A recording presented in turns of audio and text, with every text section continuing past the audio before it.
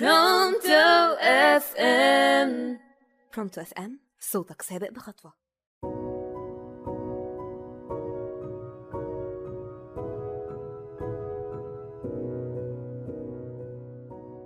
يا صباح الخير أو مساء الخير على حسب ما بتسمعوني أعزائي المستمعين. معاكم شيرين عبد العزيز في برنامج حكاية من بلدنا على راديو برونتو اف ام، صوتك سابق بخطوة. هنحكي حكاية من بلدنا، حكاية البشر والحجر، والأصل في الحكاية هي بلدنا. وحكاية النهاردة عن المرماح. يا ترى سمعتوا عنه؟ المرماح هو موروث شعبي ومرتبط بالفروسية، بيرجع في تاريخه لعصر الفتح الإسلامي لمصر. ومن أشهر المحافظات في تنظيم حلقات المرماح محافظة قنا وأسوان.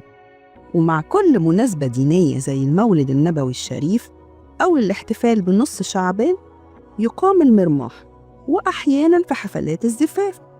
وفي احتفالية المرماح بيستعرض فيها الفرسان مهاراتهم في ركوب الخيل.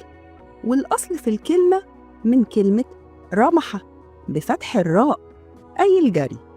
وبتشهد فاعلية حلقة المرماح حضور أعداد غفيرة من قبائل أهل الصعيد لمشاهدة عروض الفرسان اللي بتعكس مهاراتهم في الفروسية، بجانب كونها مظهر من مظاهر الفخر بالقبيلة وإعلاء شأنها.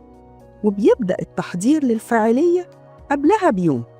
يقوم الفارس بتحضير الخيل بإطعامه جيداً وسقايته، وكذلك تزيينه. وكلما ازدادت زينة الخيل عرفنا أن الفارس قديم وصاحب مهارة.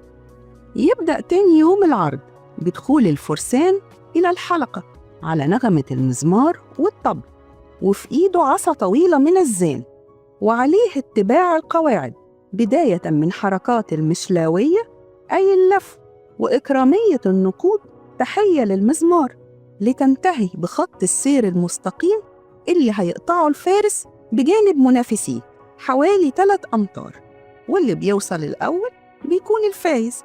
وبكده نكون وصلنا لنهاية حلقتنا.